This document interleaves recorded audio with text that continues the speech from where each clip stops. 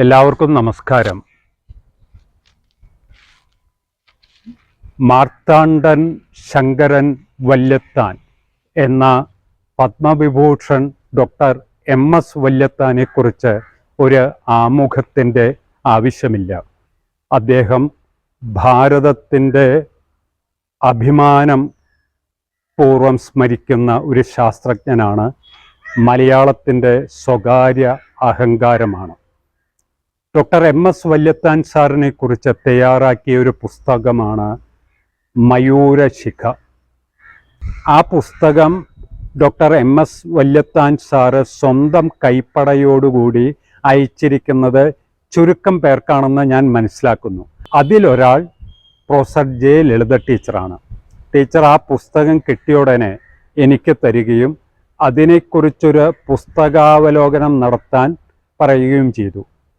ഈ വിവരം കേട്ടപ്പോൾ കാവ്യം പോഡ്കാസ്റ്റിൻ്റെ എല്ലാമായ KP നരേന്ദ്രനാഥൻ സാറും പറഞ്ഞു, അത് നല്ലൊരു കാര്യമാണ്, ആ പുസ്തകത്തെക്കുറിച്ച് നമുക്ക് കാവ്യം പോഡ്കാസ്റ്റിനും അത് ഒരു പുസ്തകാവലോകനം പ്രക്ഷേപണം ചെയ്യാമെന്ന് പറയുകയുണ്ടായി. പക്ഷെ ആ പുസ്തകം വായിച്ചപ്പോൾ വാക്കുകൾക്കിടയിലുള്ള ചില കാര്യങ്ങൾ ഓർമ്മിക്കാൻ വേണ്ടി നമുക്ക് ലളിത ടീച്ചറുടെ അടുത്ത് സമീപിക്കാം. ലളിത ടീച്ചർക്കും ഡോക്ടർ MS വല്യത്താൻ സാറിനും പറയാനുള്ള പങ്കുവയ്ക്കാനുള്ള ചില പഴയകാല സ്മരണകളുണ്ട്.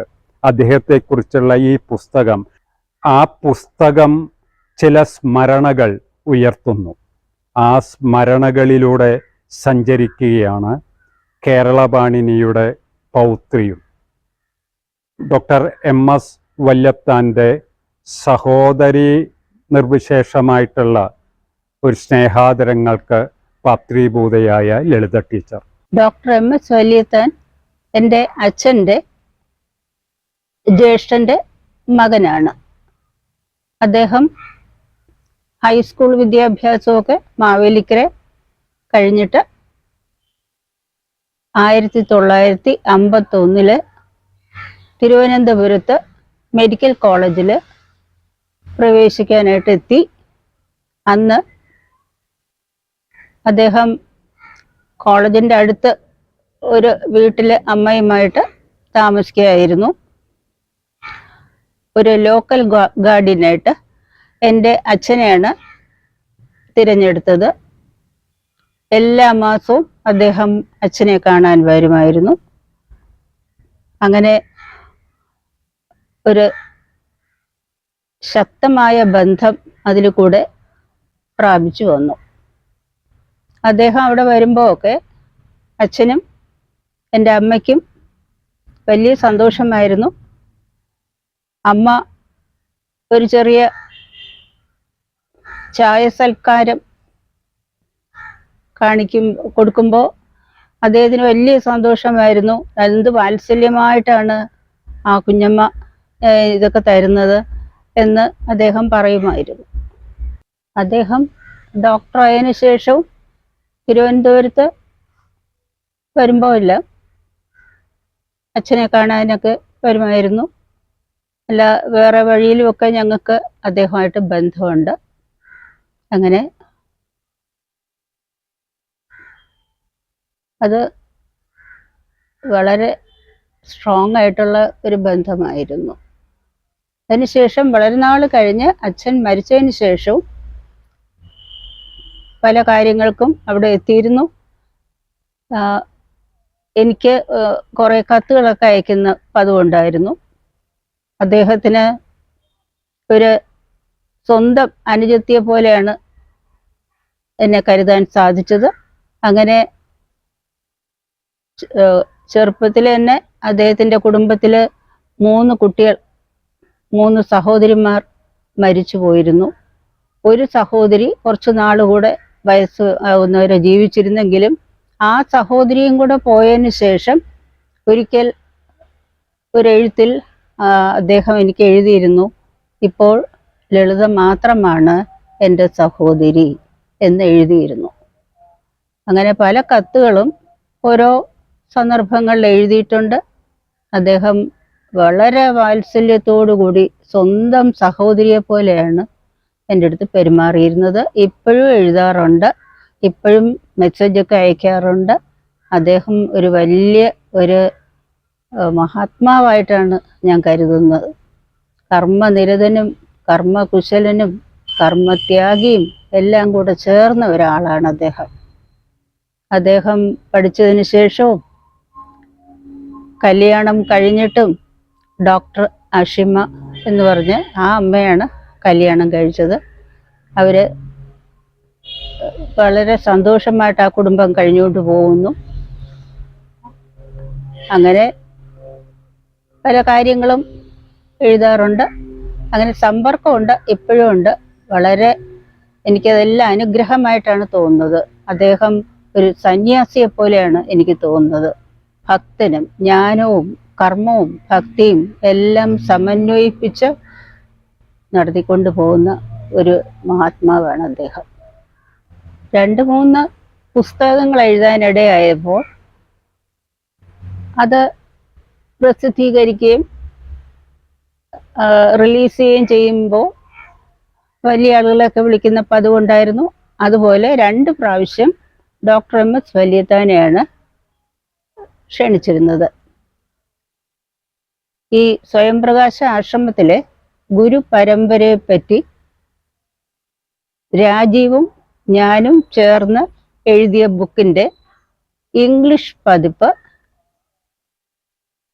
ബ്രൈറ്റ് ആസ് ബില്യൺ സൺസ് എന്ന് പറയുന്ന ആ ബുക്ക് സ്റ്റോൺ ഹിൽ ഫൗണ്ടേഷൻസ് ആണ് ഇറക്കിയത്.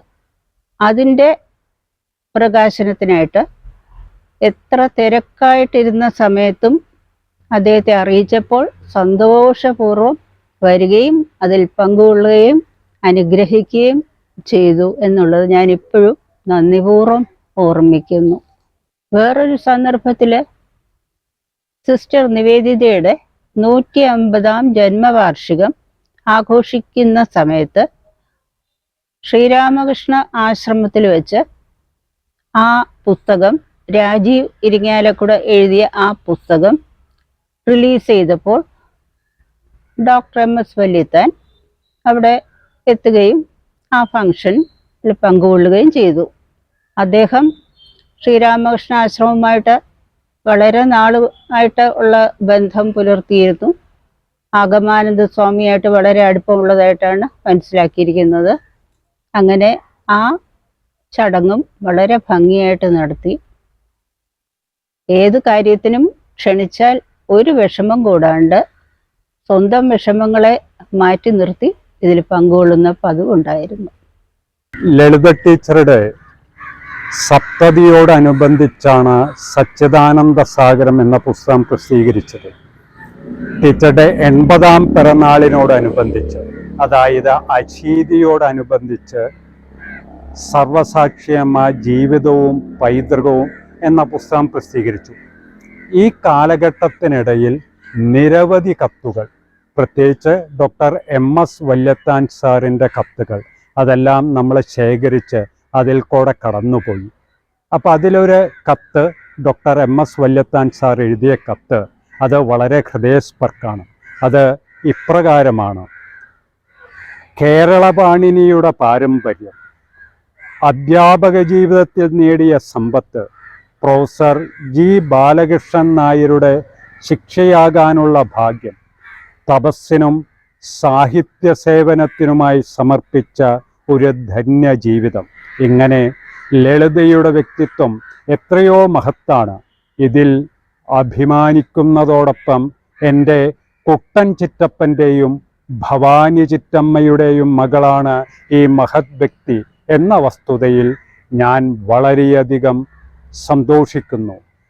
ലളിത ടീച്ചറും ഡോക്ടർ MS വല്യത്താൻ സാറും തമ്മിലുള്ള സ്നേഹാദരവപൂർവമുള്ള ഒരു ബന്ധത്തിന് ഇതിൽ പരം ഒരു ഉദാഹരണം വേണ്ടതില്ല.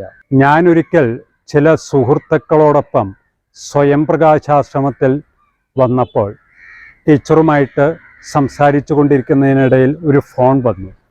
ആ ഫോണിൽ കൂടെ വന്ന നിർദ്ദേശം, ഈ ഫോൺ വിളിച്ച ആളുടെ ഭർത്താവ് അസുഖമാണ്, ആ വിവരം ഡോക്ടർ MS വല്യത്താൻ സാറിനെ അറിയിച്ച് അദ്ദേഹത്തെ കൊണ്ടൊന്ന് വിളിപ്പിക്കണം എന്നൊരു അപേക്ഷയല്ല, നിർദ്ദേശമായിരുന്നു.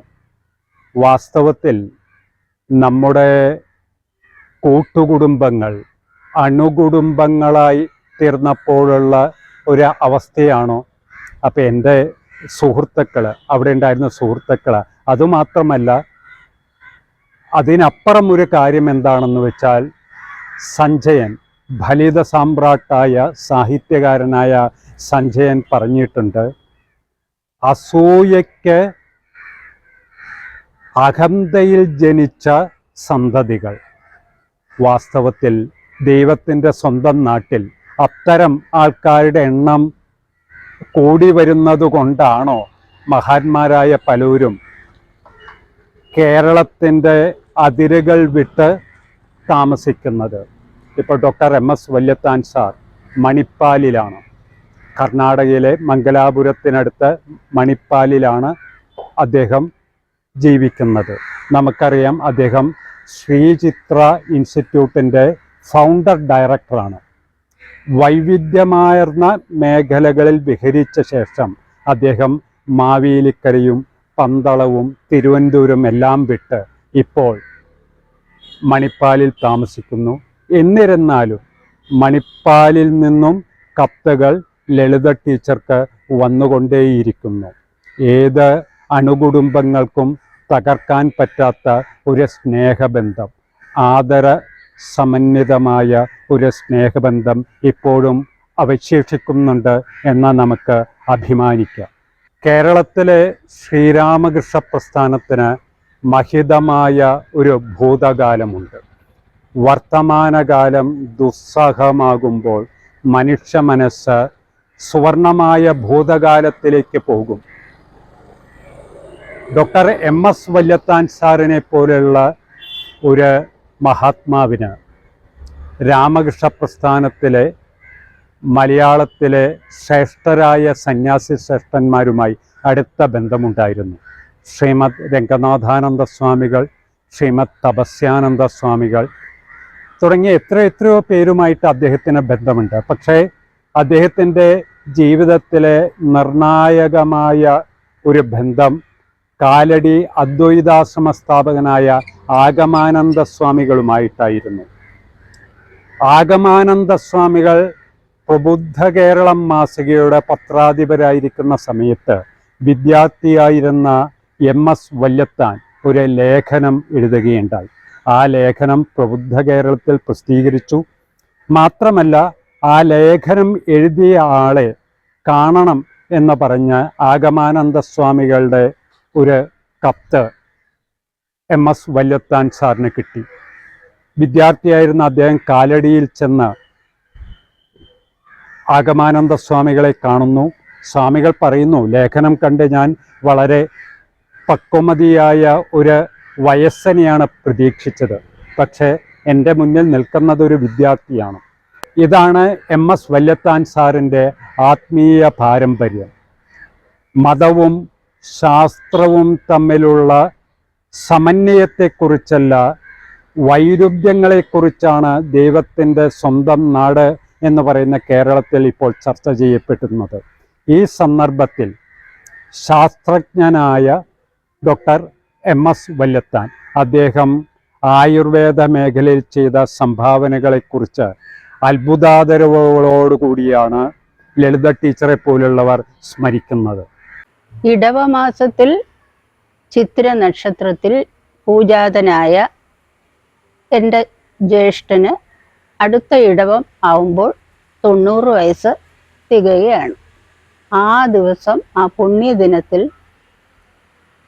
ജ്യേഷ്ഠൻ എല്ലാ അനുഗ്രഹത്തോടുകൂടി, ഗുരുക്കന്മാരുടെയും ഈശ്വരൻ്റെ അനുഗ്രഹത്തോടുകൂടി ആയുരാരോഗ്യ സൗഭാഗ്യത്തോടുകൂടി കഴിയണേ എന്ന് പ്രാർത്ഥിക്കുന്നു. അതിന് ഞങ്ങളെല്ലാവരും പ്രാർത്ഥിക്കുകയും അനുഗ്രഹം തേടുകയും ചെയ്യുന്നു. നമസ്കാരം.